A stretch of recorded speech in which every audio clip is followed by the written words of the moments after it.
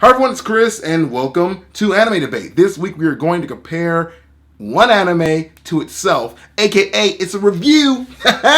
On this channel we will be reviewing anime regularly, and then I will send you over to Anime Debate if you want to see me put the anime head to head against something else. So without further ado, let's jump into this one because you guys have requested it for quite some time. We are going to discuss ReZero, the darling of this year's anime. Now, people at first said that Erase was going to be the hot, new, best anime ever. And then this one came out and stole all of its thunder and a little bit of its mechanic. So I will tell you right away that this show is about Subaru, a protagonist who walks out from a convenience store and wakes up in a fantastical world.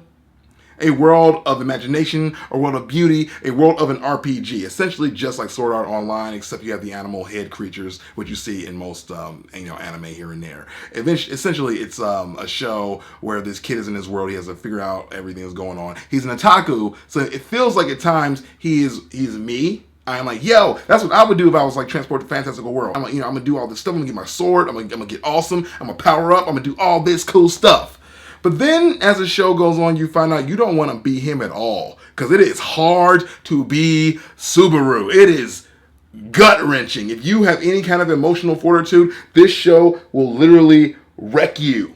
Because it does a thing that a lot of other anime don't do, which is really show you the consequences of your actions. Because in this show, and this is where the mechanic comes in, he has the ability to die and then reset from the point in which he died and start over again and try his absolute best to make sure that does not happen. Now, it is a lot like Erase. It is a lot like Steins Gate, except for the fact the suffering here is on a grand level. Like, you don't feel like he's just going to get away with whatever he's doing. He doesn't want to die. He's not like, oh, this is convenient. I'm just going to do this because I can get away with stuff. No, man. This is literally like, it hurts to die, just like you died for the first time. And over time, you see the character change because his mechanic hurts. It's lasting. He still remembers every bit of suffering, every bit of pain, every single death. He remembers all of it. And it wrecks him because he's going through it again and again and again. And things don't seem to ever really get better the more he changes. It's like an awful, awful monkey paw butterfly effect kind of deal. It is just hard, but it has your typical tropes, as in you have your waifus, you have the girl that he's all into, and the show does a good job of showing you that as well.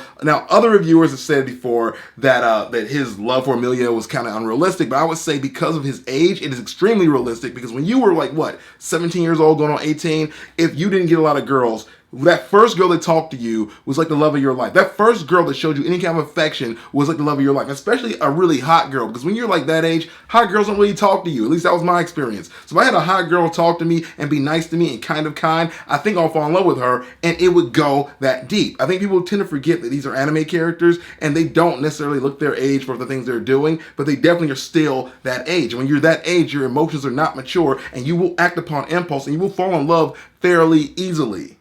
But again, I will say this, that the show handled that very well because I feel like it was very realistic. When I going back to the thing that I really liked about the show is that it showed you consequences. Like when if you use Attack on Titan, for instance, whenever Eren has to transform into a Titan, he has to bite himself like and blood spouts everywhere. Now in real life, if you did that, you would cry and it would hurt and you would feel pain and you would not just do it effortlessly like it's so easy. That's one thing about some anime that bug me. They do these really hard things and they make it look super simple. Like, I can't bite through my own skin.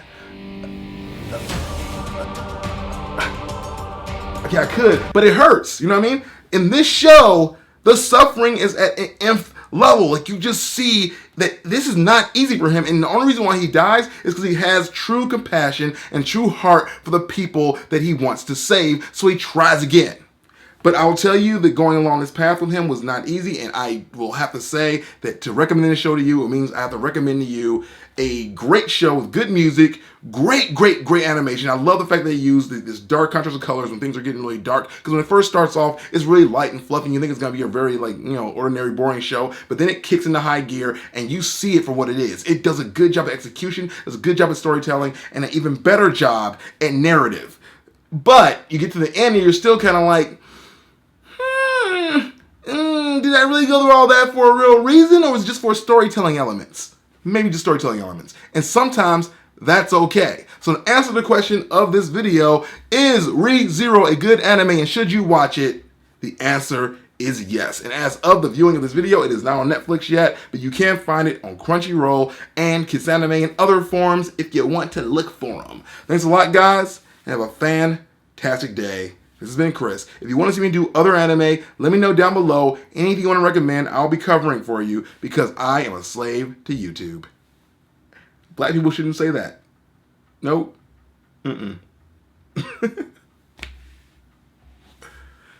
If you're not into anime, I have other videos here. I do videos about 4 to 5 times a week, but I'm taking a small break just to get my mind together because I'm losing it. I'm going crazy. But thanks a lot, guys, for supporting me. Like, seriously, like, I've been doing a lot here on YouTube for, like, the last couple of years, and I've gone through a bit of a downturn. It sucks, but I'm not giving up because that's not what I do. So if you have something in your life that you're suffering with or you're dealing with, push forward, because if you give up, what was the point of trying it all?